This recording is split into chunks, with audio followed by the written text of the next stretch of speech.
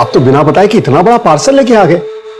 लाने के पहले एक बार पूछ तो लिया होता, हमें जरूरत है भी या नहीं। श्याम जी, जय सिर्फ ड्राइवर ही नहीं, घर के सारे काम भी जानता है। सोचा आपको और वाणी को थोड़ी सी हेल्प हो जाएगी। नहीं नहीं, हमारे पास टेम्पररी हेल्प ऑलरेडी है। और फिर हमारे औरंगाबाद शहर में एक फुल टाइम नौकर, उसका पगार आप समझ रहे हैं ना। और फिर ये रहेगा कहाँ? सच पूछे तो आजकल के जमाने में एक फुल टाइम नौकर घर में रखना है खतरे से खाली नहीं है। श्याम जी, आपको कुछ देने की जरूरत नहीं है, मैं सब मैनेज कर लूंगा। इसके रहने का इंतजाम भी मैं कर दूंगा। आप बस आज ही से इसे घर के सारे काम समझा दीजिए। देख लो।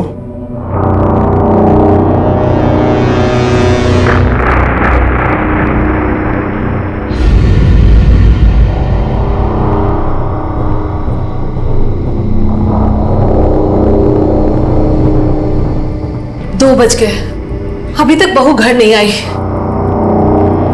The number you have called is currently switched off. दोनों का फोन भी बंद आ रहा है। किसकी परमिशन से गई थी? मुझसे तो पूछा नहीं। तो मुझसे भी कहाँ पूछा उसने? कहाँ जा सकती है वो? क्या हुआ? नहीं लग रहा फोन। फिर से ट्राई कीजिए ना। हाँ कर रहा हूँ। हाँ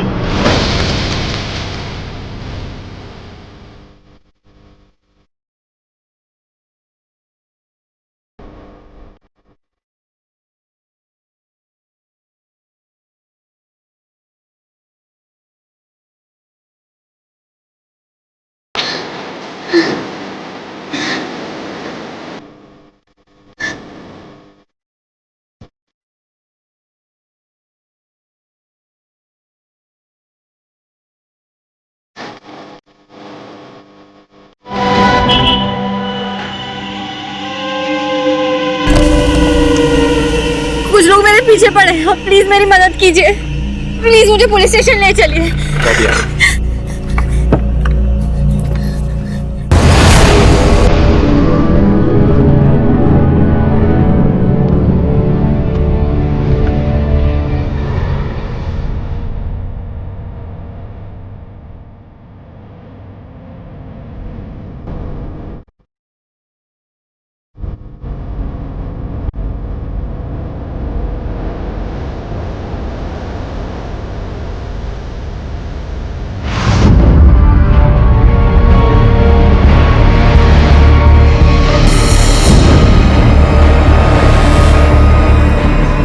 ये क्या कर रहे हो तुम?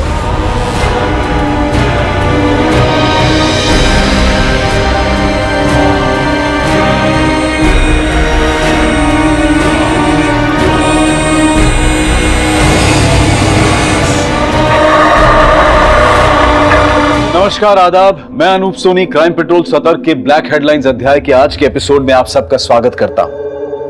आज हम एक ऐसा केस दिखाने जा रहे हैं जो 2020 का एक ऐसा चौंका देने वाला केस था जिसने ना सिर्फ पुलिस को बल्कि सरकार को भी हिलाकर रख दिया। हर इंसान अपने आप में एक दुनिया लेकर चलता है। उसके कुछ सपने होते हैं, कुछ मान्यताएं होती हैं, वो कुछ करना चाहता है। ऐसे में उसे समाज के बंधनों और रूढ़िवादी सोच के साथ बांध देना कितना सही है? क्या वाकई में लोग समाज के हिसाब से जीते हैं या फिर एक दोहरी जिंदगी लेकर घूमते हैं सिर्फ ये साबित करने के लिए कि वो सही में समाज की लक्ष्मण रेखा के भीतर हैं? अमरेंद्र जी, आपको पता है कि वानी कहाँ है? रात भर से घर नहीं आई है वो।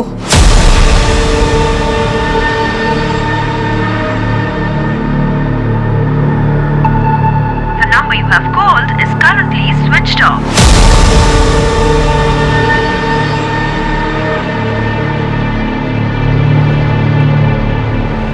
आपके द्वारा डायल किया हुआ नंबर अभी बंद है।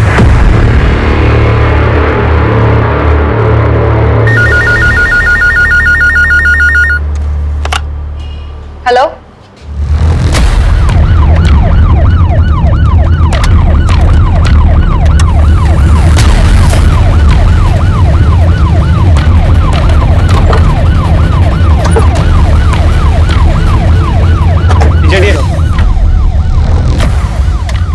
सोनाली सर। सर जिंदा है। एम्बुलेंस बुलाओ जल्दी। Sir,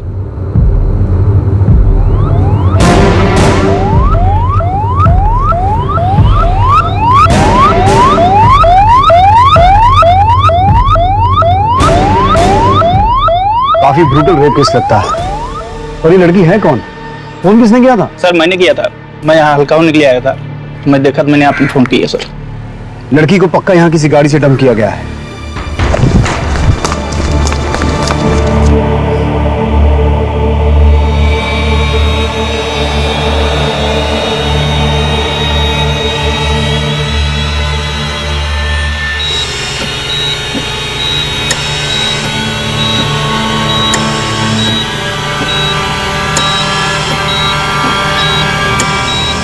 sister injection.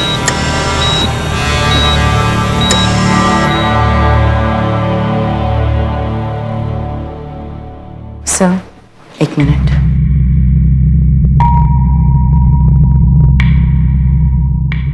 देखिए, फैमिली के लिए ये सब सुन पाना मुश्किल होगा।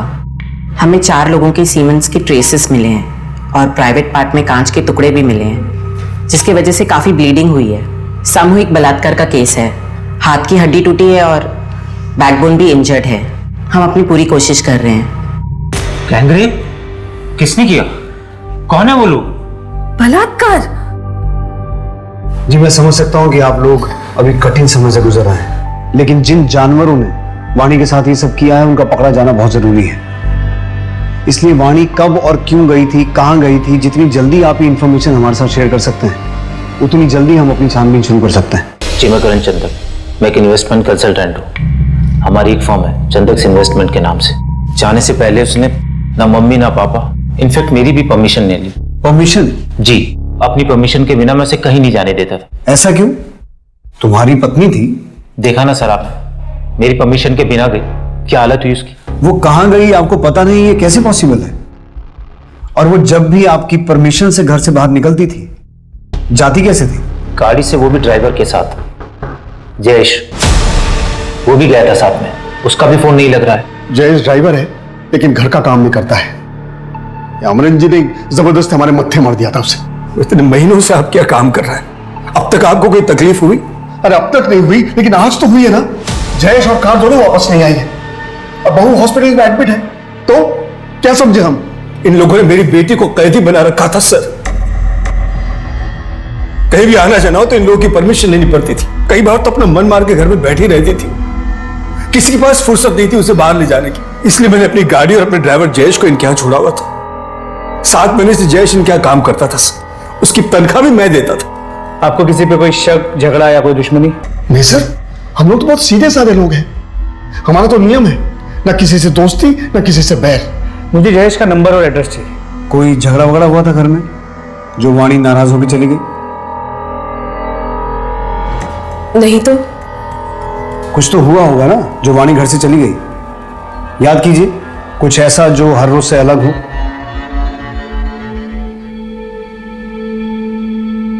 करण तुम फ्रेश हो जाओ, मैं खाना लगाती हूँ। जयेश, ये अंदर रख दो और फिर बाहर आकर प्लेट लगाने में मदद करो। ठीक है। वाणी, रोटियां ठंडी हो गई हैं, गरम बना कर लाओ। नया साल शुरू हो गया, बुकिंग आने से पहले मैंने अपना जो होम स्टे वाला घर है उसका प्राइस बढ़ा दिया। मैं सोच रही थी कि टीवी पर दिखाते रहते हैं कि लोग रेट कंपेयर करके बुकिंग्स करते हैं, और हमारे होम स्टे का रेट पहले से ही बढ़ा हुआ है। अब और बढ़ाना शायद सही नहीं होगा। कितनी बार बोला, मेरे बीच में मत बोला करो। घर का काम तो तुमसे ठीक से होता नहीं, बिजनेस में डाक अड़ाने के लिए आ गए। करण, क्या है वाणी? खाना भी ठीक से खाने नहीं दिया तुमने उसे। मैं करता हूं। सर ऐसा कुछ भी नहीं हुआ जो रोजमर्रा से अलग हो। आपकी शादी को कितने साल हो गए? 1 साल से ज्यादा। अभी कुछ टाइम पहले हमने अपनी फर्स्ट एनिवर्सरी सेलिब्रेट की थी। सर ऐसे वक्त में भी दोनों परिवार में बिल्कुल तालमेल नहीं है। और सर, आज के जमाने में वाणी को बाहर जाने के लिए परमिशन की जरूरत पड़ती थी। लेकिन उस दिन ऐसा क्या हुआ जो वाणी ने परमिशन लेना जरूरी नहीं समझा? और इस मायके के भरोसे वाले ड्राइवर जयेश का कितना भरोसा किया जा सकता है? अभिषेक, जयेश की डिटेल्स निकालो और चंदक फैमिली के घर का सीसीटीवी चेक करो।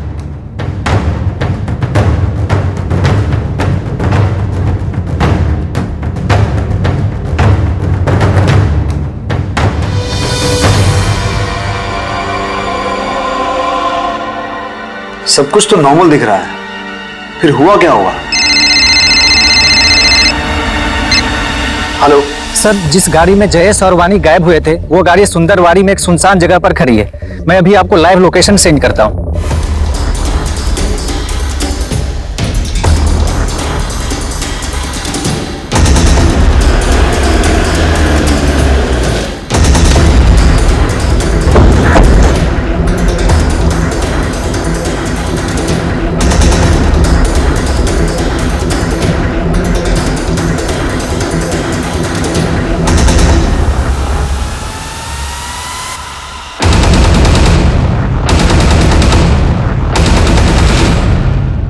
सर, गाड़ी पे कोई फोर्स्ड एंट्री के निशान नहीं है। अभिषेक, ये क्राइम सीन नहीं है।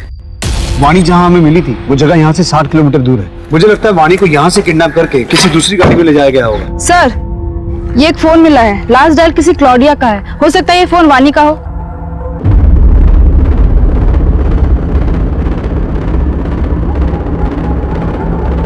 The number you have called is currently switched off. Switch off. Sir, ये 2 फोन मिले हैं पर दोनों ही ऑन नहीं हो रहे हैं और इनकी स्क्रीन भी टूटी हुई है।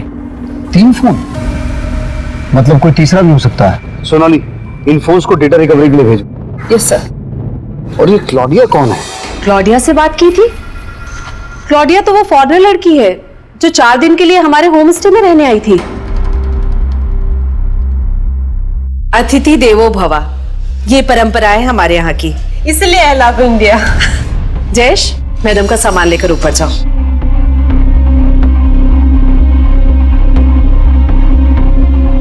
जयेश जी। सुना नहीं?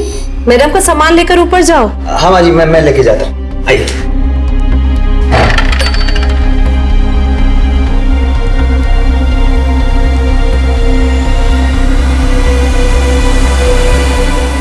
सच ए ब्यूटीफुल हाउस।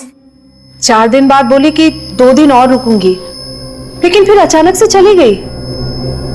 आपको कोई अंदाजा है कि वानी क्लॉडिया से मिलने गई क्यों होगी?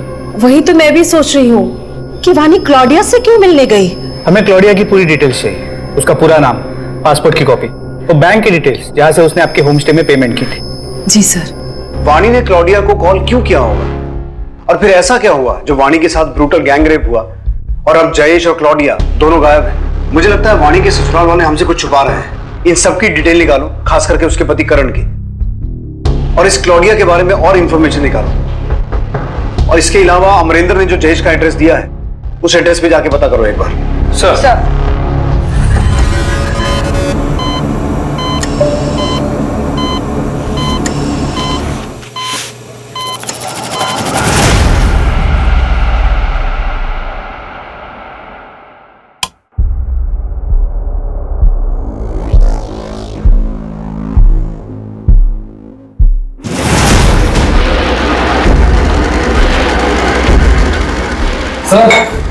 बोतल।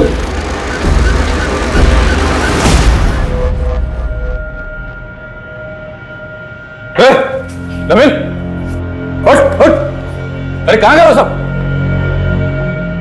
किशोर, किशोर, उठ उठ उठ। क्या हुआ तुम लोगों को? कहां गए वो सब? भाई वो तो भाग गए। भाग गए? अब मैं क्या जवाब दूंगा? कैसे भागे? हैं? मेरा करने का मन हुआ तो मैंने हाथ पैर और मुंह खोल दिए थे। कब भागे वो? कब भागे? भाई वो अभी थोड़ी देर पहले। अरे यार खड़े क्या? चल चल, छूटते निकल चल। सर, जो 2 फोन हमें मिले थे उसकी डेटा रिकवरी हो गई है सर। उसमें से एक फोन क्लॉडिया का था और दूसरा जयेश का। मतलब ये बात तो कंफर्म हो गई कि उस दिन जयेश और वाणी के साथ कार में क्लॉडिया भी थी। सर,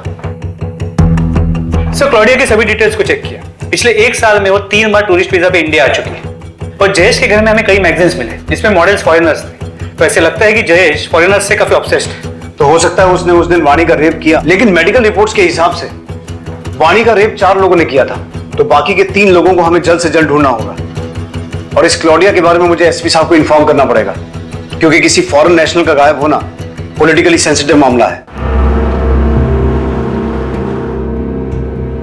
जय हिंद सर।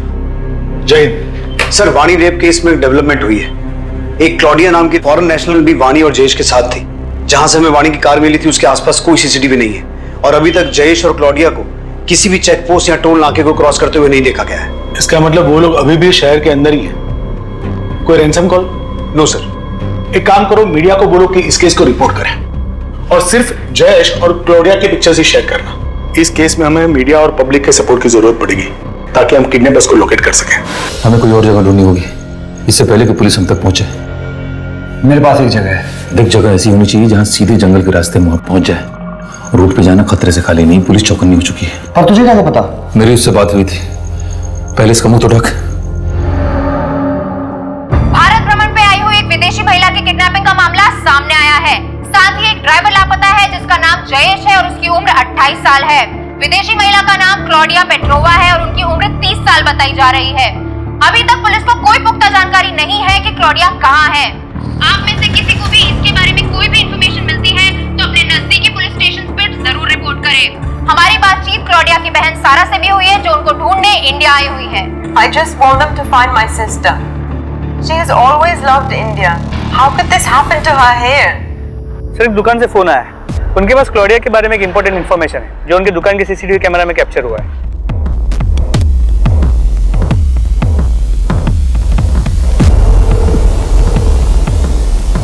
सर, ये तो वो दो लड़के।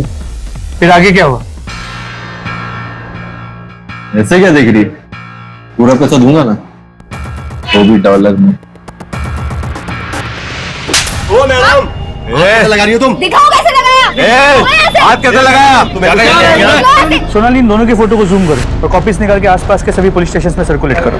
अक्सर ऐसा देखा गया है कि जो विदेशी हमारे देश में घूमने आते हैं वो कुछ लोगों के लिए सॉफ्ट टारगेट बन जाते हैं, चाहे उनके साथ बदतमीजी हो या फिर पैसों की धोखाधड़ी। ऐसे में ये सवाल गलत नहीं होगा कि हमारा देश कितना सुरक्षित है।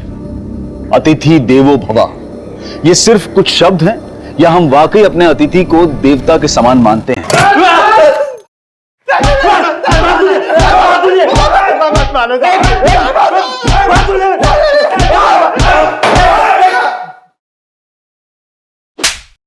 लड़की का रेट पूछेगा तू? सिर्फ मजाक किया था सर। लड़की की इज्जत मजाक है तुम्हारे लिए? तुम जैसे लोगों की वजह से लड़कियां सेफ नहीं है सड़क पर। विदेशी महिलाएं 10 बार सोचती हैं इंडिया आने से पहले। अब सब कुछ साफ साफ बताओगे या हम अपने तरीके से पूछें? आई शपथ सर, सिर्फ धमकी दिया था सर। हम मानते हैं, हमने उन्हें सबक सिखाने का प्लान बनाया था। आगे जाके मंदिर वाली रोड पर उनका वेट भी कर रहे थे। हम लोगों ने वहां उनका 1 घंटे इंतजार किया पर वो लोग नहीं आए। फिर हम एक पार्टी में जाना था तो हम वहां चले गए। सर, अगर आपको विश्वास नहीं आता तो आप हमारा फोन चेक कर सकते हो सर, उसमें फोटोज हैं सर उस दिन की। अभिषेक, इनका डीएनए सैंपल हो और वाणी की बॉडी से जो सीमेंट सैंपल मिले थे उससे मैच करवा के देखो। अगर ये लड़के सच बोल रहे हैं और सुपरमार्केट और मंदिर के बीच वाले एरिया में ये कांड हुआ है तो हो सकता है कि जयेश और उसके साथियों ने क्लॉडिया को अभी भी उसी एरिया में छुपा के रखा हो। अभिषेक, अपनी एक टीम भेजो उस एरिया की तलाशी लेने के लिए और अपने खबरियों को एक्टिवेट करो। लेकिन वाणी ने क्लॉडिया को कॉल क्यों किया होगा और उससे मिलने क्यों गई? और अगर मिलने गई तो उसका ये अंजाम क्यों हमें इतनी दर्दनाक हालत में मिली? यही तो हमें पता लगाना है। अब क्या जवाब देंगे? इससे मिलिए। ये है हमारी बहू जिसके साथ 4 लोगों ने बलात्कार किया है। गायत्री, वो एक हादसा था। समाज हादसा नहीं मानता है। थूकेंगे लोग हम पर अगर उन्हें कुछ भी पता चला तो। जब भी उसे देखता हूं ना तो अलग अलग लोगों के चेहरे याद आते हैं। खिनाती है मुझे इसे छूने में।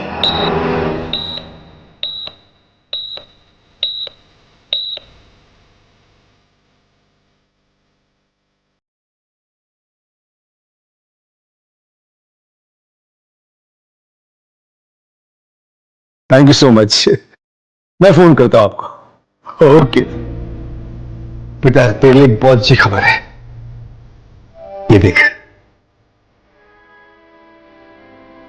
औरंगाबाद का परिवार है, बिजनेस है।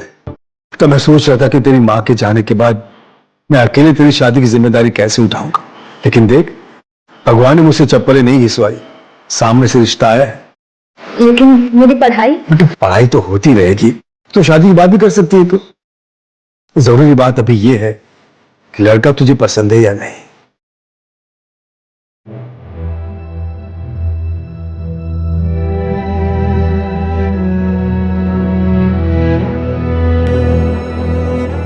आप लोगों में से कोई हॉस्पिटल नहीं आया, पुलिस ने उस दुकान जहां दो लड़कों ने क्लॉडिया और वानी को छेड़ा था और जंगल के पास सुंदरवाड़ी इलाके का 40 किलोमीटर से ज्यादा का रास्ता सर्च किया और पुलिस को एक बहुत बड़ी इंफॉर्मेशन हाथ लगी।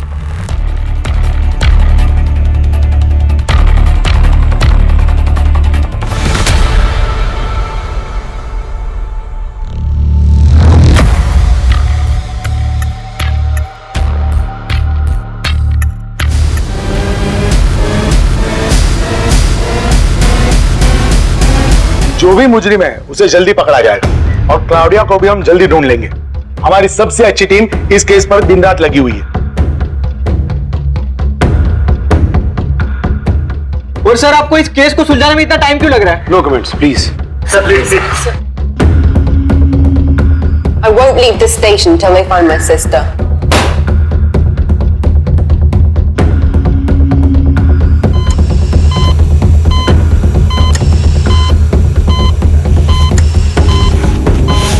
मेरी बहन अब तक नहीं मिली, क्या करें आप लोग?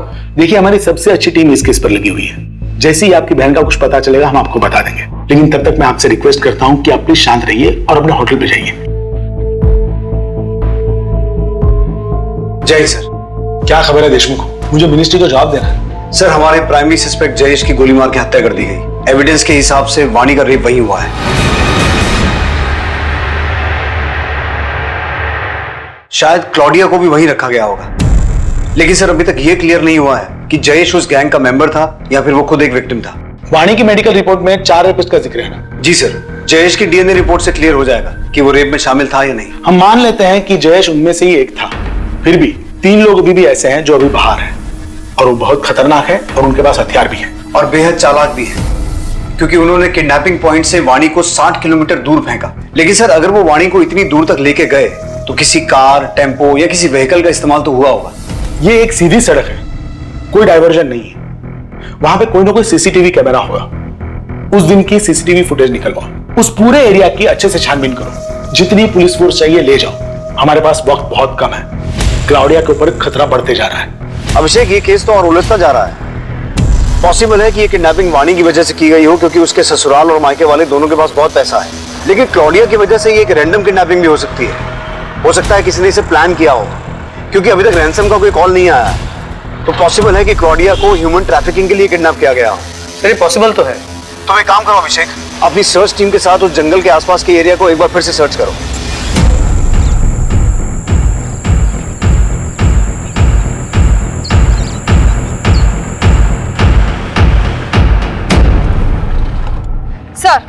सर, आपका शक बिल्कुल सही था। करण चंदक की कॉल डिटेल्स काफी इंटरेस्टिंग है सर। सर, क्लॉडिया का किडनैपिंग के ठीक 1 दिन पहले करण और क्लॉडिया के बीच में फोन पे बातचीत हुई थी। करण ने क्लॉडिया को कॉल किया था? नहीं सर, क्लॉडिया ने करण को कॉल किया था। अब 1 सेकंड वेस्ट किए बगैर बता कि तू क्या छुपा रहा है? सर, वानी मेरी परमिशन लेके घर से निकली थी।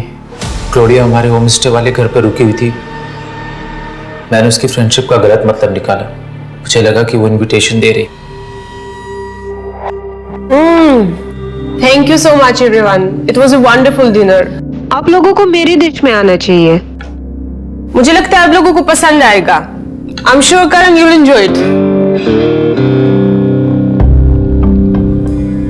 आप लोगों को मेरे डिश में आना चाहिए, मुझे लगता है आप लोगों को पसंद आएगा। I am sure Karan you will enjoy it.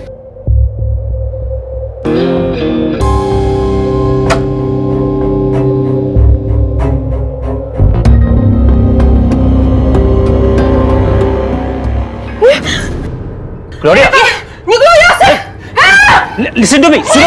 अरे उस रात वो घर से निकल गई और फिर उसने मुझे कॉल कर केस करने की धमकी दी। मैं तुम्हारे ऊपर केस करूंगी और ऐसे रिव्यूज दूंगी कि तुम्हारे होम स्टे को कभी कोई दोबारा बुक नहीं करेगा।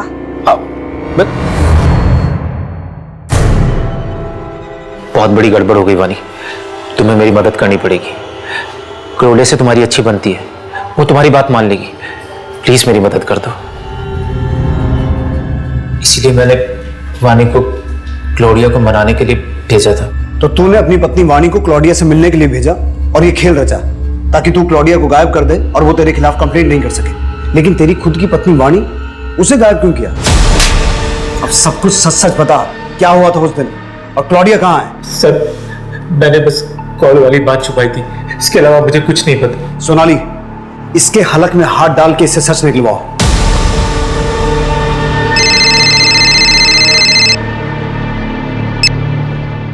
हेलो, सुन, 2 दिन के अंदर 50 लाख रुपए का इंतजाम कर लेना, वरना तेरी सफेद मुर्गी के गर्दन काट दूंगा मैं। अरे कौन बोल रहे हो तुम? अब मुझे क्यों कॉल कर रहे हो?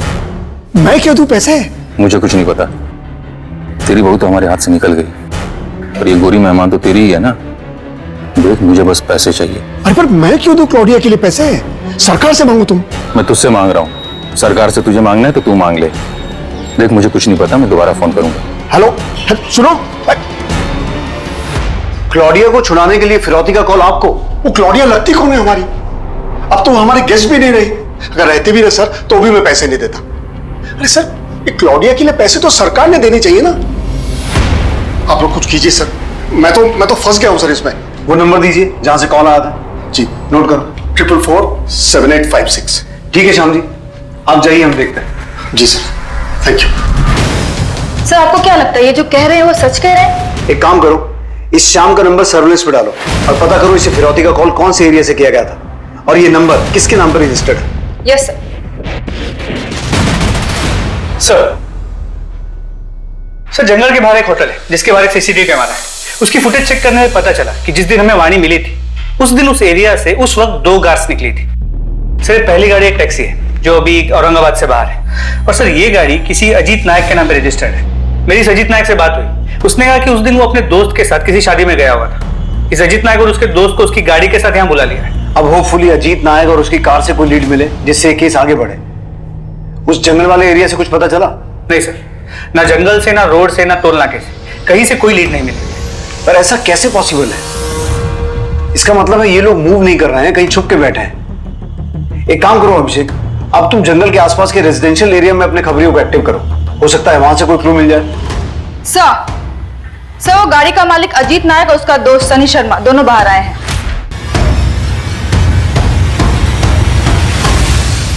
क्या हुआ सर, हमें क्यों बुलाया? इस लड़की को देखा कहीं सड़क किनारे या किसी को इसके साथ कुछ गलत करते हुए? नहीं सर। ये खरोंच कैसे आई? सर वो घर में पालतू बिल्ली है ना। शर्ट निकाल। शर्ट क्यों सर? बताऊंगा क्यों, शर्ट निकाल।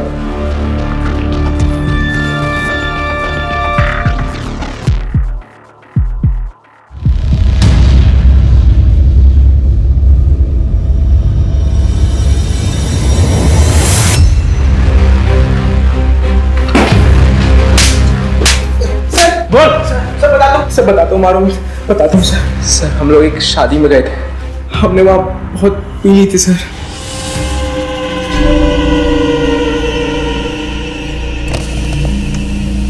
उस लड़की को देखकर हमारी नीयत खराब हो गई थी सर।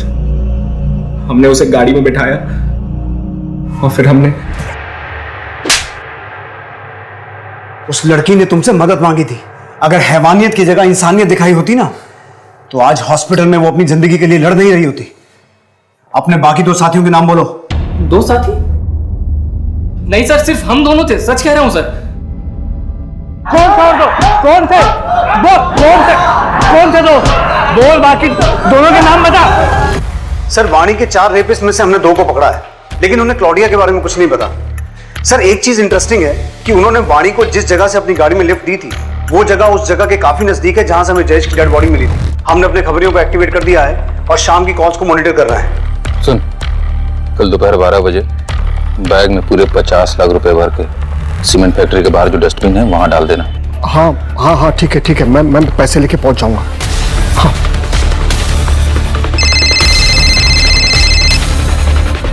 हेलो सर, अभी मुझे फिर से फिरौती के लिए कॉल आया था और मैंने बिल्कुल वैसे ही किया जैसा आपने कहा था। सर अब तो आपको यकीन हो गया ना? अब तो मेरे बेटे करण को छोड़ दीजिए।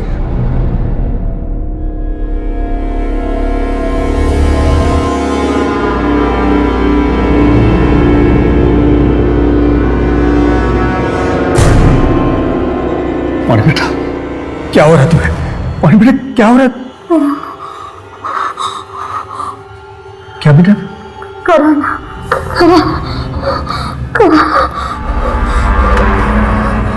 कितना चिल्लाती है तू?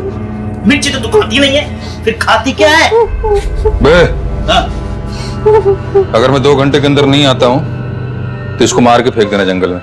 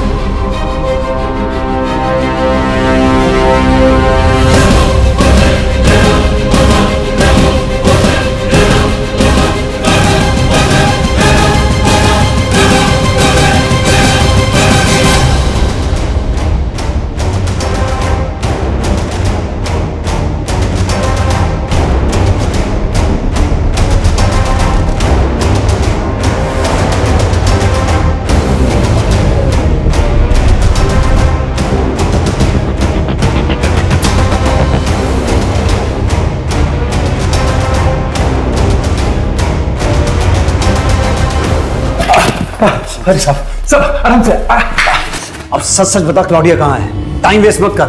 मैं भी तो वही कह रहा हूं, टाइम वेस्ट मत करो। अगर मैं वहां नहीं पहुंचा ना तो वो गोरी ऊपर पहुंच जाएगी, सही बता रहा हूं।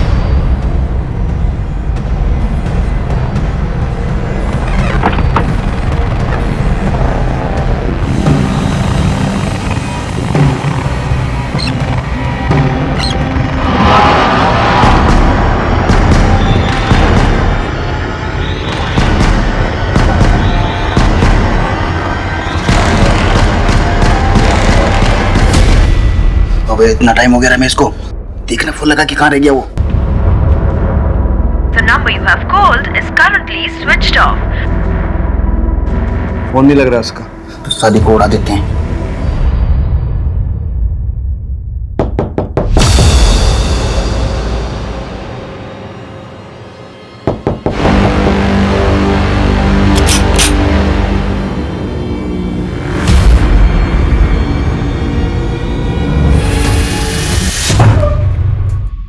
क्लॉडिया, मैं तुम्हारी तकलीफ समझ सकता हूं, लेकिन उस दिन हुआ क्या था?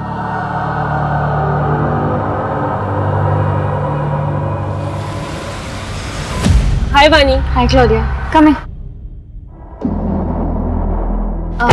मंदिर पहुंचने तक रास्ते में बात कर सकते हैं। ओके, बट मुझे पानी लेना है, तो किसी शॉप में रोक लेना।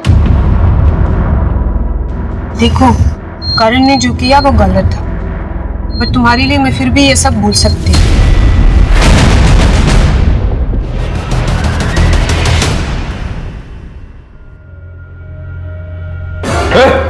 नमिल, उठ उठ उठ उठ उठ। क्या हुआ तुम लोगों को? भाई वो तो भाग गए। अरे यार खड़े क्या? चल चल, ढूंढते निकल चल। मुझे नहीं पता कि वानी किस तरह भाग रही थी। मैं और जयेश हम बस भागे रहे थे। रमेश, अब तेरा खेल खत्म। बता, तेरा मास्टरमाइंड कौन है?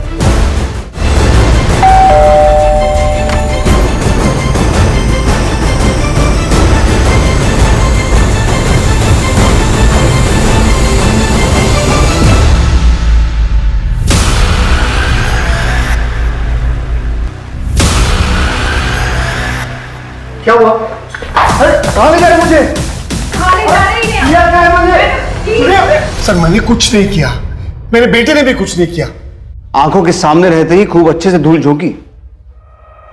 पिछले साल बहुत बड़ा इन्वेस्टमेंट किया था ना, जिसमें तुम्हारा सारा बिजनेस डूब गया। इसीलिए तुमने ये प्लान रचा। वानी और क्लॉडिया दोनों को किडनैप करने का प्लान था। लेकिन तुम्हें ये कैसे पता चला कि दोनों कब और कहां एक साथ मिलेंगे? सर, वो मैंने वानी और करण को बात करते हुए सुन लिया था। बहुत बड़ी गड़बड़ हो गई वानी, तुम्हें मेरी मदद करनी पड़ेगी। क्लोडिया से तुम्हारी अच्छी बनती है, वो तुम्हारी बात जरूर मान लेगी। प्लीज मेरी मदद कर दो। सर मैं बहुत दिनों से मौके की तलाश में था। रमेश को हायर करके तैयार भी कर लिया था, और जब उस दिन मैंने करण और वाणी को बात करते हुए सुना तो मुझे लगा यही सही वक्त होगा। क्लॉडिया और वाणी एक साथ होंगे, तो इसलिए ये पता ही नहीं चलेगा कि किडनैपिंग किसकी वजह से हुई है। लेकिन उसके पहले ही वाणी का रेप हो गया और वो वहां से भाग गई और सब कुछ गड़बड़ हो गया। लेकिन वो रमेश, वो मेरा पीछा ही नहीं छोड़ रहा था। क्या हाल क्या वाणी का? रेप क्यों किया उसका? अरे हो गई हमारे बंदों से गलती, अभी क्या गोली मार दूं उनको? देख, तुझे तो पता है मेरे पास पैसे नहीं है। वो क्लॉडिया के लिए अमरेंद्र पैसे क्यों देगा? अगर मुझे पैसे नहीं मिले तो मैं जाके पुलिस स्टेशन में सीधे बोल दूंगा कि सारा प्लान तेरा था। वो मुझे फंसा ना दे, इसलिए मैं भी ड्रामा करता रहा ताकि वो मुझे ब्लैकमेल ना कर पाए।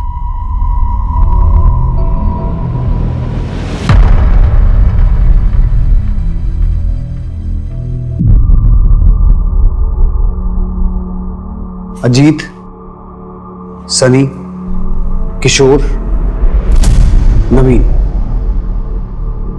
ये चारों अब सलाखों के पीछे हैं। 4 नहीं सर, 5। मेरी जिंदगी में 4 रेपिस्ट नहीं 5 रेपिस्ट हैं। बाहर क्या, मेरा रेप तो मेरे घर में ही हो रहा था। क्यों कोई आदमी किसी औरत को छूने से पहले उसका मन जानने की, उसकी हाँ कहने की परवाह नहीं करता? पति की हर इच्छा के आगे पत्नी अपने घुटने टेक देती है। और क्या पति की कोई रिस्पॉन्सिबिलिटी नहीं है उसकी इच्छाओं की तरफ? जानता हूं वाणी, कई औरतें ऐसे घुट घुट के जीती हैं, लेकिन ये जिंदगी घुट के जीने के लिए नहीं है, क्योंकि चुप रहने से ऐसे आदमियों की हिम्मत बढ़ती है। Protection of women from domestic violence act ऐसी ही औरतों की मदद के लिए बनाया गया है, लेकिन तुम्हें मदद के लिए हाथ बढ़ाना पड़ेगा, कंप्लेंट करनी होगी। मैं चाहता हूं कि तुम करण के खिलाफ कंप्लेंट करो ताकि हम तुम्हारी मदद कर सकें। एक औरत जब एक रेप विक्टिम होती है तो वो ना सिर्फ फिजिकली बल्कि मेंटली भी ट्रॉमा से गुजरती है, और ये ट्रॉमा जिंदगी भर के लिए एक दाग दे जाता है। ऐसे में हम अपनों से सपोर्ट की उम्मीद करते हैं, लेकिन वाणी जिसे अपना आसरा समझ रही थी वो उसे एक अछूत की तरह से देख रहा था। कुछ लोग समाज में अपनी इमेज बनाने के लिए क्या क्या झूठ नहीं बोलते, और फिर उसी झूठ की वजह से जाने अनजाने में कई जुर्म भी कर बैठते हैं। अगर श्याम अपनी झूठी शान का नाटक ना करके अपने हालात को एक्सेप्ट करता तो एक परिवार यूं ना बिखरता, वाणी की जिंदगी ऐसे बर्बाद ना होती, और विदेश से आए मेहमानों के साथ ऐसा बुरा एक्सपीरियंस ना होता।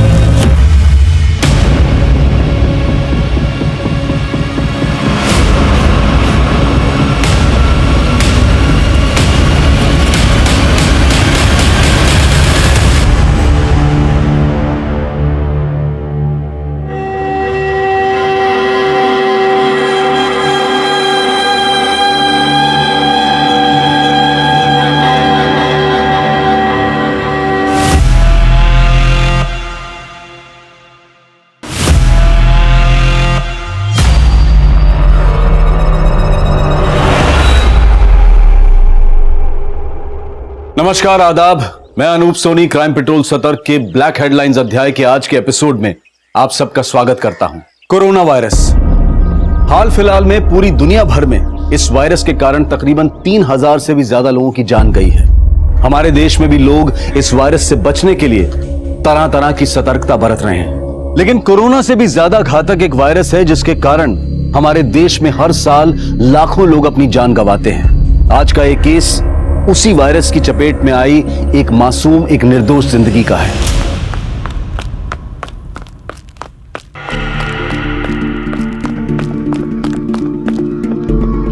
उषा, धीरे दौड़ो, गिर जाओगी। धीरे। क्या होता है संगीता?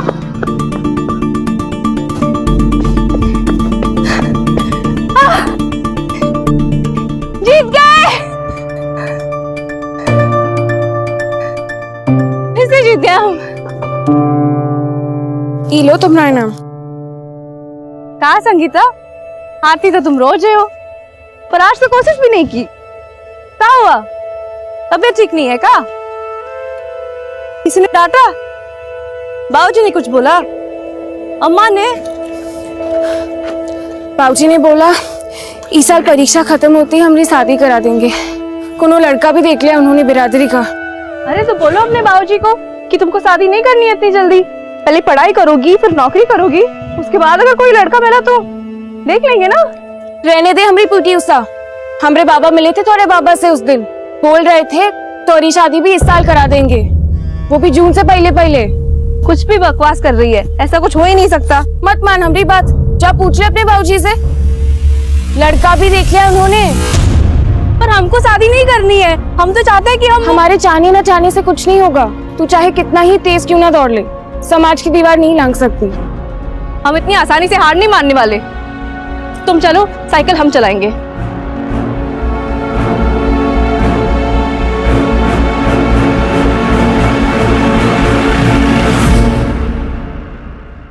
क्या हाल है बंसी?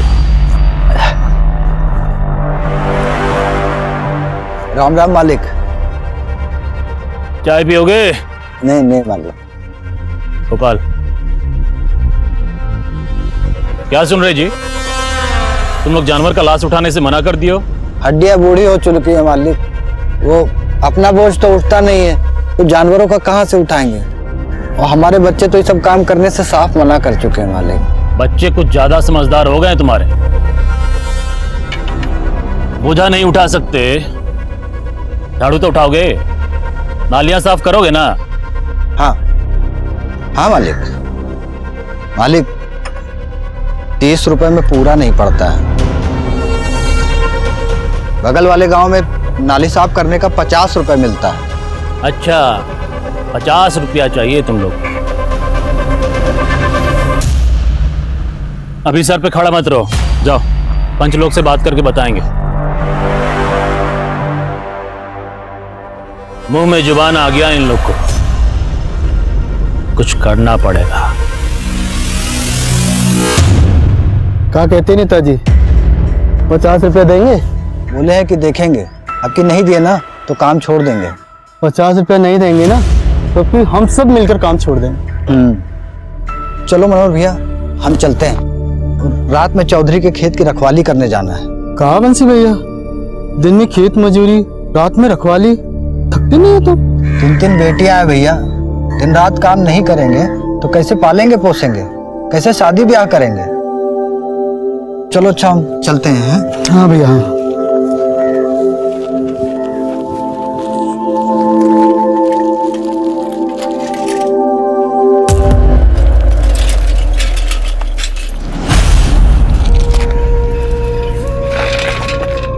संगीता तुम घर जाओ।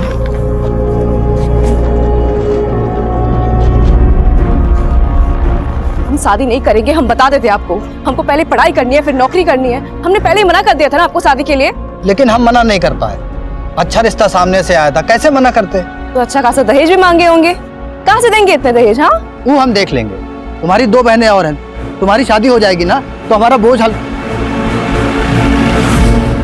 बोझ कम हो जाएगा ना हमारे जाने से। बाबूजी आप फिक्र मत कीजिए, अब से ना ज्यादा बोझ नहीं बनेंगे हम आप पे।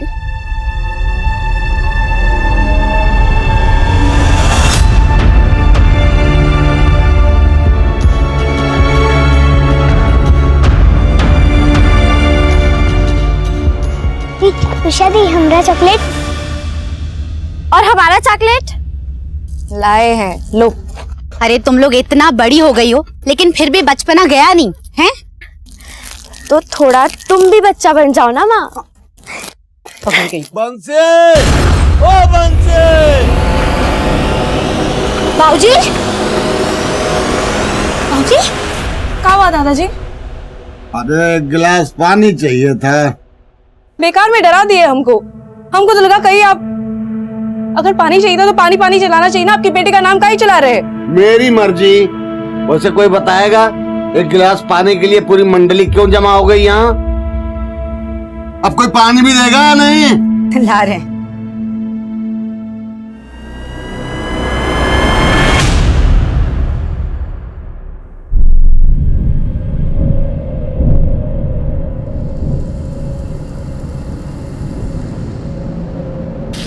रह गई उषा?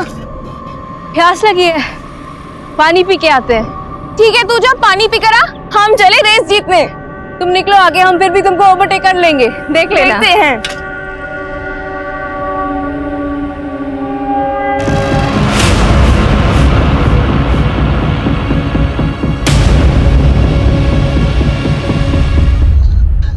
संगीता बेटा, हमको लगा कि उषा तुम्हारे साथ है। गलती हो गई चाचा, हमको लगा उषा को शायद कोई काम आ गया होगा, इसलिए वो रेस छोड़कर निकल गई। अच्छा। हमने तो सोचा ही नहीं कि वो ऐसे घर लौटेगी ही नहीं। अरे का हुआ वंशी, इतनी रात को कहाँ जा रहे हो? कुछ खो गया का? ओ भैया, हमारी उषा बिटिया ना कहीं। वो हमारी उषा बिटिया की पायल खो गई है, तो वही हम लोग ढूंढ रहे थे। अब इतनी रात में तो मिलेगी नहीं, सुबेरे ही ढूंढना पड़ेगा ना। चलो मीरा, चलो। आप झूठ काहे के लिए बोले? तो क्या कहते हैं? हमारी लड़की गायब हो गई है, मिल नहीं रही है। अरे कितनी बदनामी होती, लोग काका बातें बनाते, समझ रही हो तुम? लेकिन चाचा, आप उषा को ढूंढेंगे कैसे? कार्यक्रम का शुरुआत तो हम करेंगे।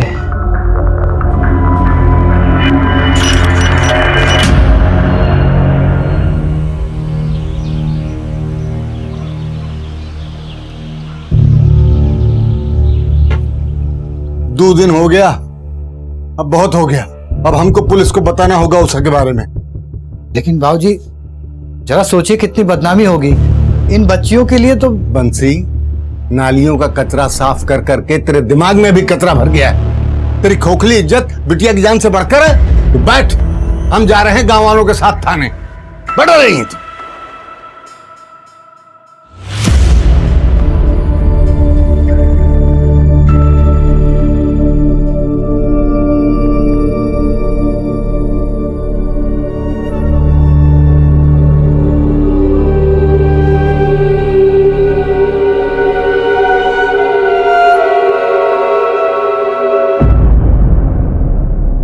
अरे हम खोज निकालेंगे आपकी बेटी उषा को।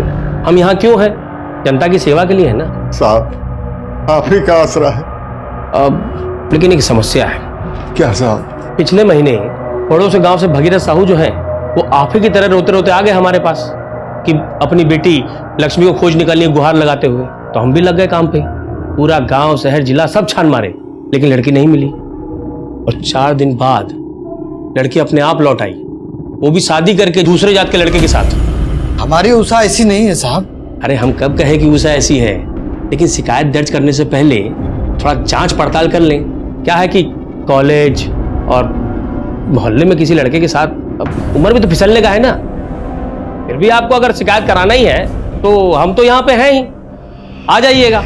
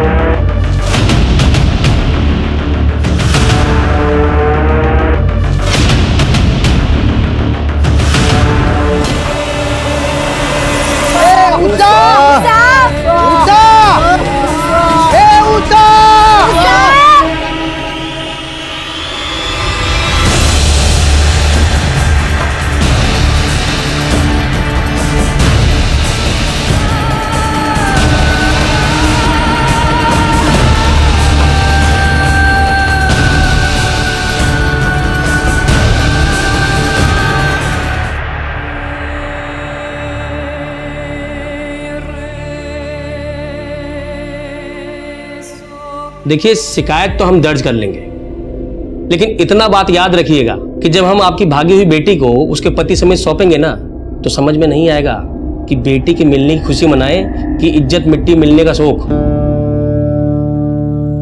सोच लीजिए, आपस में विचार विमर्श कर लीजिए। अगर फिर भी लगता है कि रिपोर्ट लिखाना ही है तो आ जाइएगा यहां पर, हम यहीं हैं जनता की सेवा के लिए।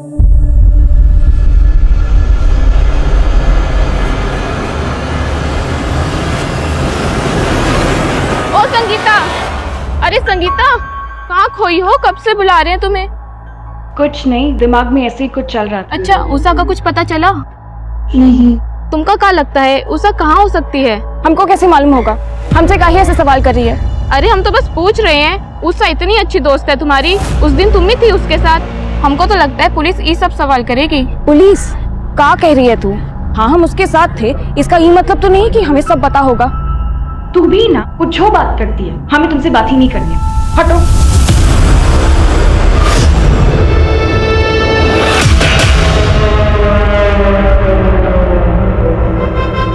बाबूजी, हम संगीता से बार बार पूछे, वो बोली कि उषा की किसी लड़के के साथ दोस्ती थी ही नहीं। हमें तो लगता है पुलिस हमें डरा रही है ताकि हम शिकायत न दर्ज करवाएं। मेरी मानो शिकायत दर्ज करवा देते हैं। ठीक है बाबूजी। हाँ साहब, हमने सोच लिया साहब, हमें शिकायत दर्ज करवानी है।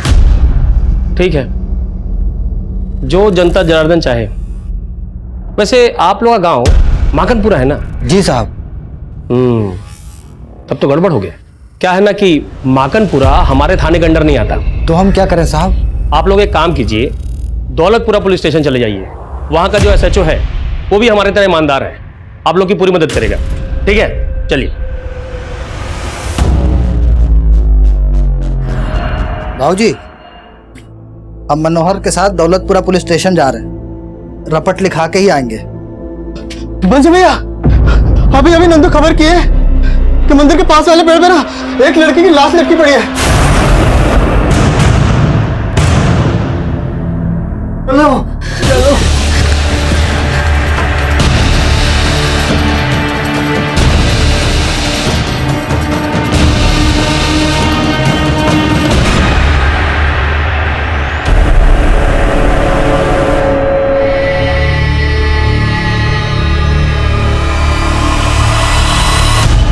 अरे रुक जा। अम्मा! नहीं अम्मा! अरे हमारी पीटी उषा देख, निकाल दी तुमरा काटा। पागल लड़की। खून निकल रहा। हाँ तो हम तोड़ दे रहे हैं अभी।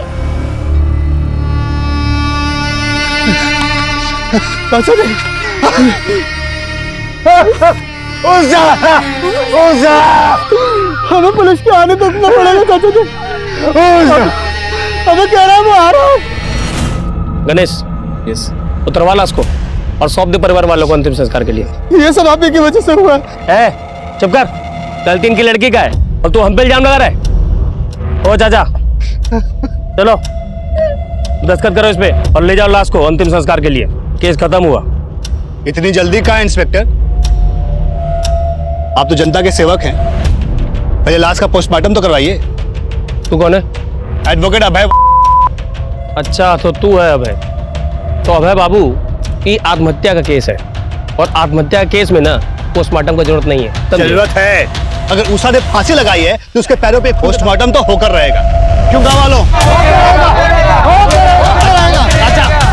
ठीक है, करवाते हैं पोस्टमार्टम, लेकिन उसके लिए थोड़ा समय लगेगा। क्या है कि एम्बुलेंस बुलाना पड़ेगा ना, और आप लोगों को तो पता ही है कि अस्पताल कितना दूर है यहाँ से। पता है, इसलिए हमने पहले अस्पताल में फोन कर दिया था। एम्बुलेंस भी अभी आ ही रही है।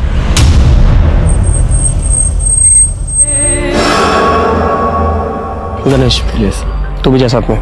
ठीक।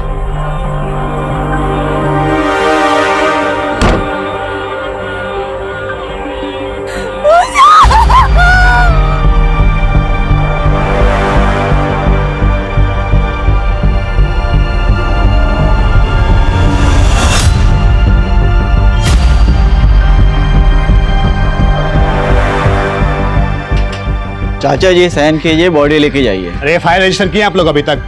पहले FIR रजिस्टर कीजिए, तब जाके साइन करेंगे। ये कौन बात का FIR? हाँ, पोस्टमार्टम रिपोर्ट में साफ लिखा है कि उषा ने खुद को फांसी लगाया। उषा का बॉडी हम भी देखे हैं, उसका चेहरा पर और बॉडी पर चोट का निशान था, खुदकुशी नहीं की है। दिखाइए पोस्टमार्टम रिपोर्ट। ये पोस्टमार्टम रिपोर्ट कोई पब्लिक प्रॉपर्टी नहीं है जो देखेंगे आप। चलिए जाइए यहाँ से, नहीं वो हल करेंगे, यही भर्ती होना पड़ेगा आपको। तमीज से बात कीजिए इंस्पेक्टर। दिखाइए पोस्टमार्टम रिपोर्ट, कहाँ रखा है छुपा के? नहीं दिखाएंगे तो यहीं खड़े हैं। जाते हैं यहीं, दिखाते कैसे आप लोग जाते हैं यहाँ पे?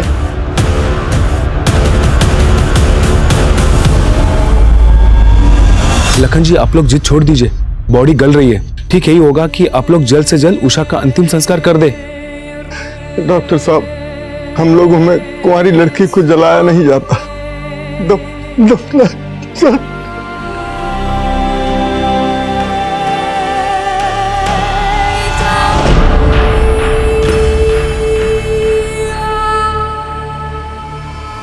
उषा को दफना दिया गया। ऑफिशियली देखा जाए तो उषा का केस क्लोज हो चुका था। पोस्टमार्टम रिपोर्ट कह रही थी कि उषा ने आत्महत्या की थी, लेकिन हकीकत कुछ और ही थी। उषा के साथ न सिर्फ बलात्कार हुआ था, बल्कि उस मासूम ने 4 दिनों तक अमानवीय यातनाएं भी भुगती थी।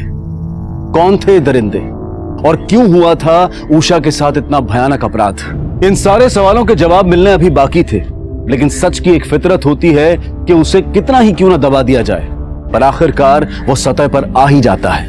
एडवोकेट अभय का वीडियो वायरल होने लगा था। सोशल मीडिया पर जस्टिस फॉर उषा के नाम से एक मुहिम शुरू होने लगी थी और इस मुहिम में बॉलीवुड के सेलिब्रिटीज भी जुड़ने लगे थे। अखबार, टीवी और सोशल मीडिया से इस कदर दबाव बढ़ा कि पुलिस को उषा के केस को फिर से रीओपन करना पड़ा। देखिए, हम ये केस क्राइम ब्रांच को ट्रांसफर कर रहे हैं और साथ ही इंस्पेक्टर दरबारी को इस केस की तहकीकात खत्म होने तक सस्पेंड किया जाता है। सर, किस ऑफिसर को ये केस अलॉट हुआ है? ऑफिसर आदिल खान को। ये वीडियो एविडेंस रिकॉर्ड से वायरल कैसे हुआ? सर, लोकल पुलिस थाने से लीक किया होगा किसी बेवकूफ ने, शायद पैसों के लालच में। उषा एक अच्छी स्टूडेंट थी, एथलीट भी अच्छी थी। 5 दिन बाद उसकी लाश मिली पेट पर लटके हुए। सबसे पहले हमें उषा का पोस्टमार्टम दोबारा करवाना होगा। सर, कम से कम ये तो अच्छा हुआ कि उषा की बॉडी को जलाया नहीं गया, लेकिन बॉडी का पोस्टमार्टम करने के लिए उसे फिर से बाहर निकालना होगा। पर इसके लिए हमें परिवार की मंजूरी लेनी होगी। बात करते हैं उसके घर वालों से।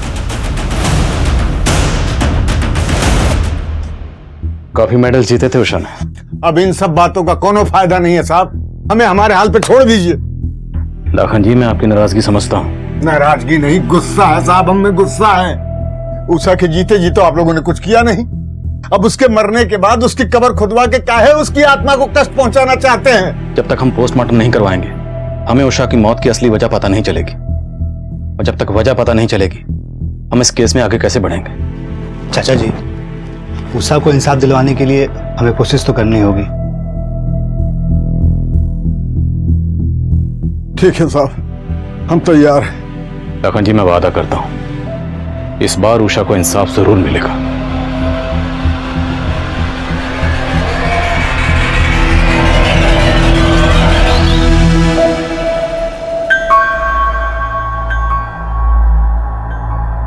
जी कहिए।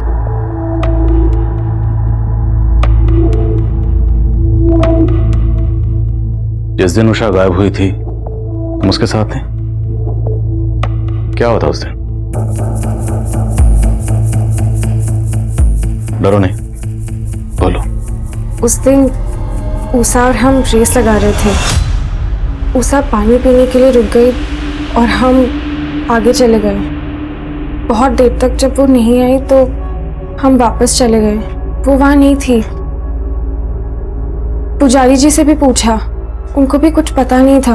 हमको लगा कि वो घर वापस चली गई होगी, तो हम घर चले आए। तुम्हें किसी पे कोई शक है? उसका कॉलेज में किसी के साथ कोई झगड़ा हुआ हो या कोई एक तरफा प्रेमी? जी नहीं। अच्छा, हमें उषा की माँ ने बताया कि तुम उषा की सबसे पक्की सहेली थी, सच है? तो अगर तुम्हें कुछ भी याद आए या कुछ भी ऐसा है जो तुम हमें बताना चाहो, तो हमें जरूर बताना।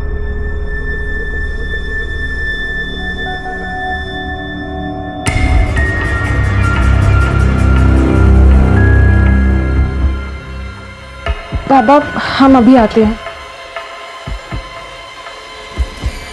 सच सच बताओ, उषा के साथ ये जो कुछ भी हुआ उसमें तुम भी? हम कैसे मान ले तुम्हारी बात? ठीक है, लेकिन कल अगर हमें पता चला कि इस सब में तुम भी शामिल थे ना, तो हम खुद जाके पुलिस को तुम्हारे बारे में बताएंगे।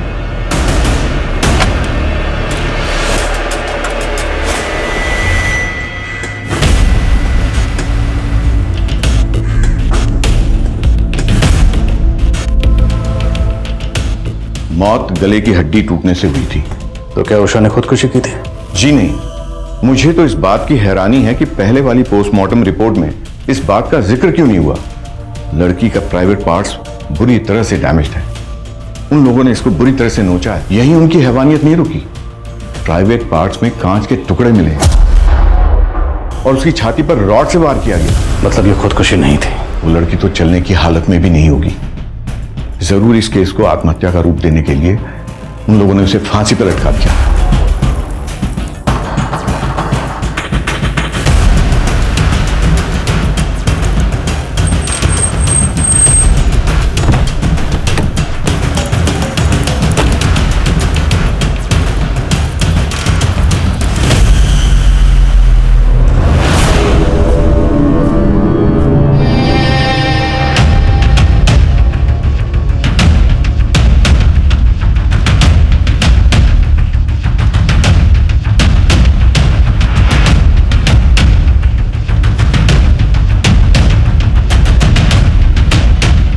लाश को इतनी ऊंचाई पर ले जाकर टांगा गया।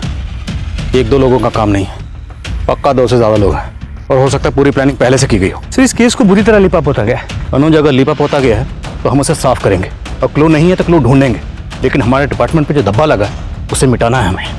फिर इस मंदिर का पुजारी उषा की बॉडी मिलने के बाद से गायब है। और ये तो मुझे अब बता रहे। आई एम सॉरी सर, लेकिन उस पुजारी के पीछे हमने खबरियों को लगा दिया है। ढूंढो उस पुजारी को, हो सकता है उसने उन लोगों को देखा हो। ये पुजारी मुझे जल्द से जल्द हिरासत में चाहिए। जी सर।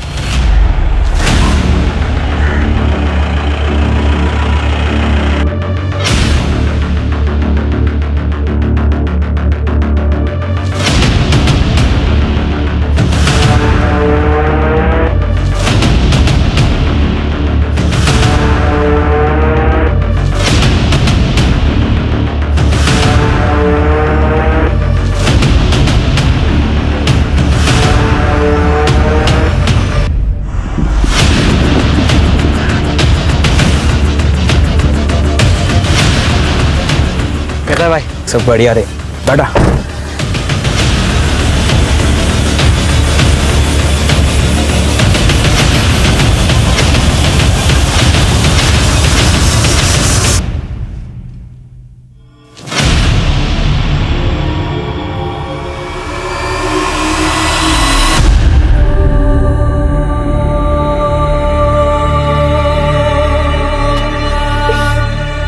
कहा दादाजी, काहे इस प्याज के पीछे पड़े हो? अरे हम कहाँ पीछे पड़े हैं, ये प्याज हमरे पीछे पड़ा है। रुला दिया कम बखत ने। कहा बनाना है आपको, हमको बताइए, हम बता सकते हैं। छोड़ो छोड़ो ये सब, छोड़ो, अरे छोड़ो। हमें अपने लिए नहीं, तुम्हारी माँ को अचानक नानी के पास जाना पड़ा और यहाँ बच्चियाँ भूखी हैं। अरे तो बुला लिए होते ना हमको, हम तो वैसे भी संगीता के घर पे टीवी देख रहे थे। अरे आप बैठिए, पूजा कीजिए, ये पेट पूजा का जिम्मा ना हम पे छोड़ दीजिए, ठीक है? जाओ।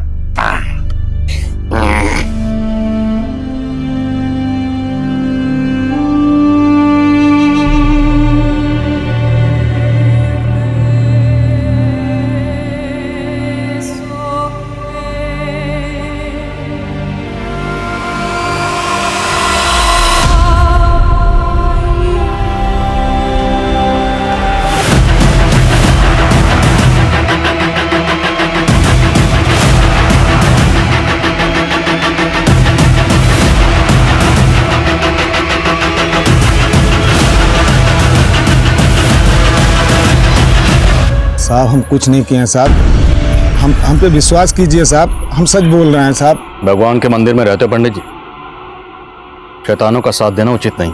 हम सच बोल रहे हैं साहब, हम कुछ नहीं जानते हैं साहब। तो चुप क्यों गए थे, भाग क्यों गए थे? वो उषा की फांसी के बाद जब सारे गांव वालों को पता चली साहब, वो हमसे झगड़ा करने लगे, हमें मारा पीटा और हमारा हाथ तोड़ दिया साहब। साहब वो उषा का फांसी का वीडियो हम ही बनाए थे। अब इस संकट से निकलने का एक ही उपाय है पंडित जी, याद करिए जिस दिन उषा गायब हुई थी, क्या उस दिन कुछ ऐसा हुआ था जो आमतौर पर नहीं होता? कुछ भी अजीब? सोचो। कुछ याद आ रहा है या अपनी तरह से याद दिलाएं? वो यकीन के साथ तो नहीं साहब, लेकिन उस दिन मंदिर के पास आके एक गाड़ी रुकी थी। कौन सी गाड़ी थी, नंबर क्या था? अब नंबर तो नहीं याद है, लेकिन वो सफेद कलर की गाड़ी थी साहब। ये सफेद गाड़ी की कहानी सुना कि पुजारी हमें गुमराह करने की कोशिश तो नहीं कर रहा? अनुज, शक करने का तो बनता नहीं। अगर हम ये मान भी लें कि सारा कांड उस पंडित ने किया, तो पंडित इतना बेवकूफ तो होगा नहीं कि पहले रेप करेगा, मर्डर करेगा और फिर मंदिर के बाहर ही उषा की लाश को पेट पर लटका देगा और उसके बाद वीडियो बनाएगा। जी सर, और अगर पुजारी सच कह रहा है तो यही सफेद गाड़ी हमें गुनहगारों तक पहुंचा सकती है। एक काम करो, आसपास के गांव के जितने भी पुलिस स्टेशन है सबसे कांटेक्ट करो, जितने भी हिस्ट्री शीटर इस वक्त बाहर हैं सबको राउंड ऑफ करो।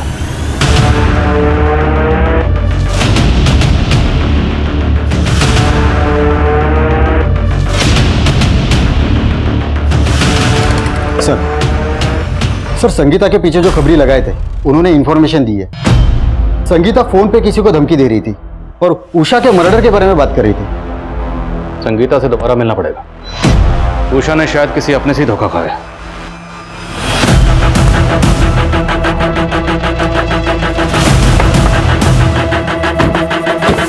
संगीता, हम चाहते हो तो मैं थाने बुला सकते थे, और हमने नहीं बुलाया क्योंकि हम नहीं चाहते थे तुम्हें कोई तकलीफ हो, क्योंकि तुम एक स्टूडेंट हो और उषा की सबसे अच्छी दोस्त थी। अब दोस्त थी तो ये भी चाहती होगी कि जिसने भी उषा के साथ गलत किया उसे सजा मिलनी चाहिए, चाहती हो ना? तो तुम्हारी मदद के बगैर हम उन्हें सजा नहीं दिला सकते। सब उषा का एक फ्रेंड था अशोक, हमरे गांव का ही लड़का है, हमरे साथ ही पढ़ता है। उषा और उसकी बहुत अच्छी बनती थी, है भी वो अच्छा लड़का। तो क्या उषा और अशोक के बीच में कुछ? हमको नहीं लगता, ऐसा कुछ होता तो उषा हमको बता दी होती। मुझे इस अशोक का फोन नंबर और एड्रेस चाहिए। अच्छा, तुमने उस दिन किसी सफेद रंग की गाड़ी को नोटिस किया था? सफेद गाड़ी शायद देखी थी, लेकिन हमने इतना ध्यान नहीं दिया। साहब, उषा सिर्फ हमारी दोस्त थी, इसके अलावा हम दोनों के बीच ऐसा कुछ नहीं था। हमारा ध्यान तो सिर्फ पढ़ाई में ही रहता था। फिर संगीता को ऐसा क्यों लगता है कि उषा के साथ जो कुछ भी हुआ वो सब तूने किया है? क्या संगीता ने आपको ऐसा कहा? वो तो हमें बहुत अच्छे से जानती है, वो ऐसा कह ही नहीं सकती साहब। ठीक है, जा, लेकिन जरूरत पड़ी तो दोबारा बुलाएंगे। हाँ साहब।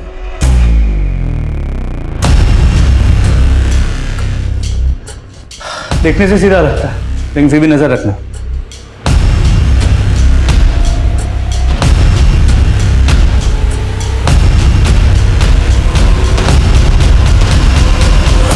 साहब, धोल विहार गांव में देखिए, वहाँ का इलाका काफ़ी सुनसान है। वहाँ सफ़ेद रंग की कार रात को कई बार देखी गई है। साहब, हमने ही नहीं, हमारे अलावा काफ़ी लोगों ने देखी है। धोल विहार? हाँ। कहाँ पे है जगह?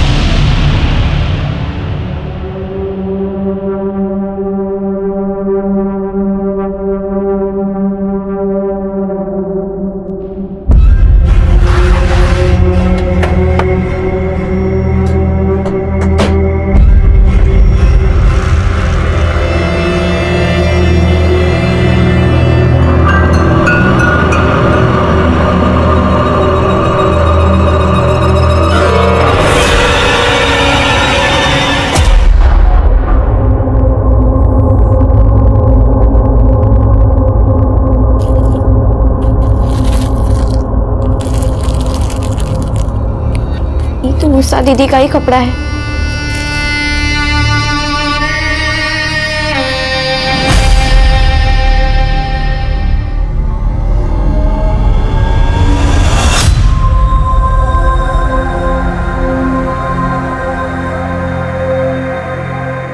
आओ बेटा, आओ दिखा। उषा, तुम कहती थी ना कि चप्पल पहन के दौड़ना बहुत मुश्किल होता है। देखो, हम तुम्हारे लिए कार लेके आए। ये कहाँ से मिला आपको बाबूजी? अरे छोड़ ना, तू पहन।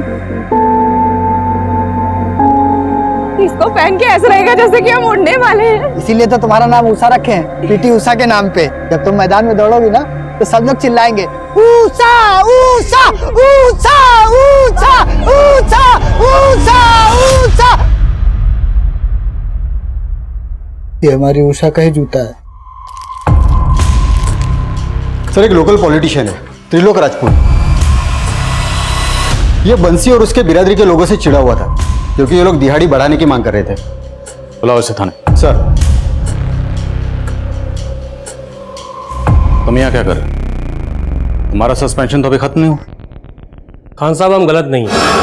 हम माकनपुर के हवा पानी मिजाज से अच्छी तरह वाकिफ हैं। ये गांव वालों को तो ऐसे ही चलता रहता है। अब आप सोच लीजिए कि अगर केस सॉल्व नहीं कर पाए ना तो बहुत जगह सही होगा। तो मेरी फिक्र छोड़ो, अपनी फिक्र करो। एक बार सबूत मिल गया ना तो सबकी हवा पानी टाइट कर दूंगा। सदियों पुराना बात कर रहे हैं आप इंस्पेक्टर। वो मामला कब का हवा हो चुका है। हम खुद पंचों से मिलके बंसी और उसके साथियों का मजदूरी कब का बढ़वा दिए। फिर भी बात चुभी तो होगी आपको। कल तक जो लोग आपके सामने नजरें झुकाकर चलते थे अब सीना तान कर चल रहे हैं। बुरा तो लगता होगा।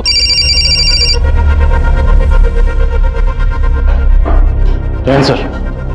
खान तुमने जिसे उठाया है वो रूलिंग पार्टी का मेंबर है। आई नो तुमने कोई सोच समझ कर ये कदम उठाया होगा, लेकिन मुझे ऑलरेडी 2 फोन्स आ चुके हैं ऊपर से। देखो, अगर तुम्हारे पास कोई ठोस सबूत है तो छोड़ो मत उसे, वरना फिलहाल के लिए उसे जाने दो और उस पर नजर बनाए रखो। सही वक्त पर उसे धर लेना।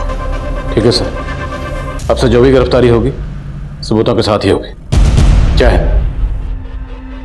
चाहे चलिए नेताजी।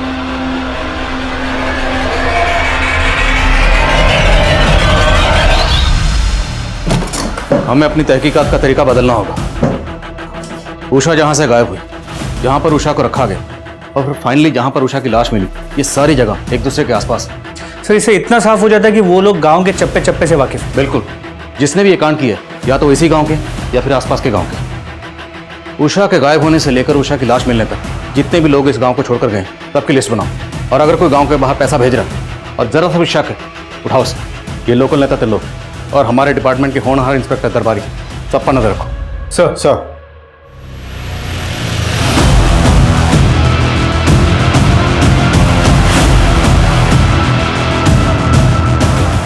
सर, ये उन 15 लोगों की लिस्ट है जो लोग गांव से बाहर गए। इन सब के बारे में पता किया, 13 लोगों से बात भी हुई, क्रॉस वेरीफाई भी की। सब अपनी बताई हुई जगह पर ही थे। सर, लेकिन इनमें से 2 नंबर क्रॉस चेक नहीं हो पाए। ये दोनों कॉलेज स्टूडेंट हैं, सुजीत सिन्हा और दर्पण सिन्हा। हमने इनके कॉलेज में इंक्वायरी की तो पता चला कि 15 दिन से वो कॉलेज नहीं आ रहे। इन दोनों के कॉल डिटेल्स निकलो। जी सर, इन दोनों के कॉल डिटेल्स में एक कॉमन नंबर है, किसी कमल चौहान का है। जिस दिन उषा गायब हुई थी, सुजीत, दर्पण और कमल तीनों की मोबाइल की लोकेशन मंदिर के पास की है। सर, उसके बाद लगातार 5 दिनों तक इन तीनों की लोकेशन उसी जगह की थी जहां पे उषा को रखा गया था और टॉर्चर किया गया था। ये लोग जहां भी हैं ढूंढ निकालो इन्हें। उषा के कातिल यही। सर, तीनों के फोन स्विच ऑफ है, इसलिए करंट लोकेशन का पता नहीं चल पा रहा। लेकिन 3 दिन पहले सुजीत का फोन कुछ टाइम के लिए स्विच ऑन हुआ और उसकी लोकेशन थी पुणे का विट्ठल नगर। पुणे? क्यों खान साहब, पुणे जा रहे? आ गए तुम, मालूम था। दर्शन देने जरूर आओगे। समझाने आए सर। आप तो एक केस के लिए आए हैं, खत्म होते ही चले जाएंगे। रहना हम ही को यहाँ पर है। काहे संतुलन बिगाड़ रहे हैं सर? कैसा चल रहा है, चलने दीजिए। तुम्हें कुछ कार मैकेनिक का या कोई और काम आता है, सीख लो, काम आएगा, क्योंकि तुम्हारी नौकरी अब जाने वाली।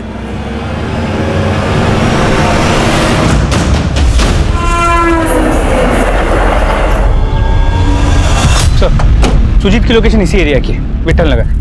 आसपास के लोगों ने बताया कि उन्होंने सुजीत और उसके दोस्तों को यहाँ देखा तो है, मगर वो कहाँ रहते हैं, किस घर में रहते हैं, किसी को नहीं पता। सर, काफ़ी बड़ा एरिया है, करीब 50 बिल्डिंग्स हैं और हर बिल्डिंग में 60 से 70 फ्लैट्स। जो है कि उसके बिल से बाहर निकालने के लिए रोटी का टुकड़ा डालना पड़ता है।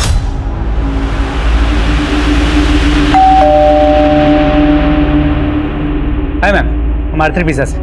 हमने आपके एरिया में एक नया आउटलेट खोला है और हम यहाँ सर्वे के लिए हैं। कुछ सवालों का जवाब दीजिए और ये पिज़्ज़ा आपका फ्री, साथ में कोल्ड ड्रिंक का वाउचर भी। तो मैम, आपके घर में कितने लोग रहते हैं? मैं रहती हूँ, मेरे हस्बैंड है और मेरी डॉटर। और कोई गेस्ट वगैरह हैं? नहीं, कोई गेस्ट तो नहीं। Thank you ma'am. ये आपका पिज़्ज़ा और ये आपका कोल्ड ड्रिंक का voucher. Thanks ma'am. Sir, room number 409 negative.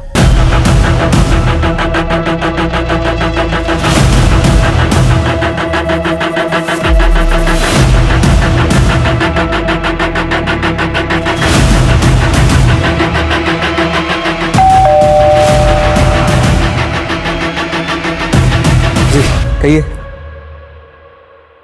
तो पिज़्ज़ा डिलीवर हो गया। मैं पिज़्ज़ा मंगाया नहीं था, किसने भेजा? तेरे ससुराल वालों ने।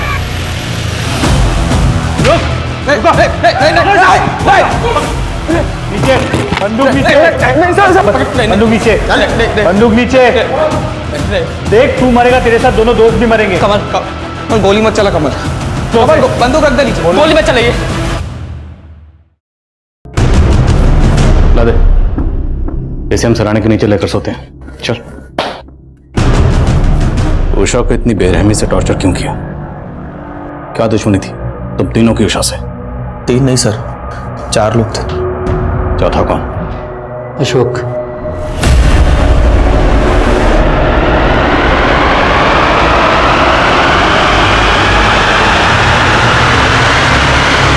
उठाओ अशोक। सर। इतनी हैवानियत, आखिर क्या बिगाड़ा था उस मासूम ने तुम लोगों का? उषा को पहली बार तब देखा था जब कॉलेज की दौड़ में हिस्सा ले रही थी।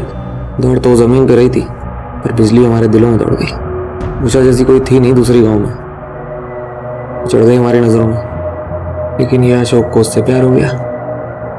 मान ही नहीं रहा था, बहुत मुश्किल से समझाया और फिर बनाया प्लान, क्योंकि हम जानते थे उषा कब्र कहाँ होती है।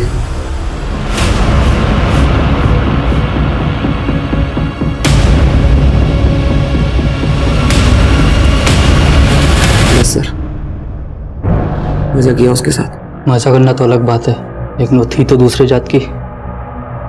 उसको उसकी औकात भी दिखानी थी। पढ़े लिखे, हवा में दौड़े, उनकी औकात सिर्फ गटर में जाने की बनी है, इसलिए मार दिया उसे।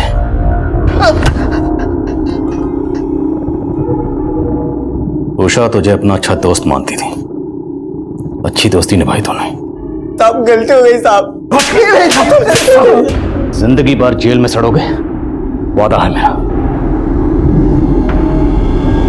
अगर हमें एक समाज, एक देश के रूप में वाकई विकसित होना है तो यह बेहद जरूरी है कि समाज के हर तबके को बराबर के मौके मिले, बराबर की सहूलतें मिले, तभी पूरे देश का विकास मुमकिन है। फिलहाल सभी अपराधी न्यायिक हिरासत में हैं। उन पर आईपीसी की धारा 363 के तहत अपहरण के लिए, धारा 376 के तहत गैंगरेप के लिए, धारा 302 के तहत हत्या के लिए और SC/ST एट्रोसिटीज एक्ट के तहत मुकदमा चल रहा है। अब मैं अनूप सोनी आपसे विदा लेता हूं। फिर मुलाकात होगी क्राइम पेट्रोल सतर्क के ब्लैक हेडलाइंस अध्याय में एक और नए केस के साथ। और याद रखें, क्राइम और आपके बीच में सिर्फ इतना फर्क है कि आप कितने सतर्क हैं। सतर्क रहें, सुरक्षित रहें। जय हिंद। इस तरह के और भी एपिसोड देखने के लिए हमारे चैनल को सब्सक्राइब करें और बेल आइकन दबाना ना भूलें।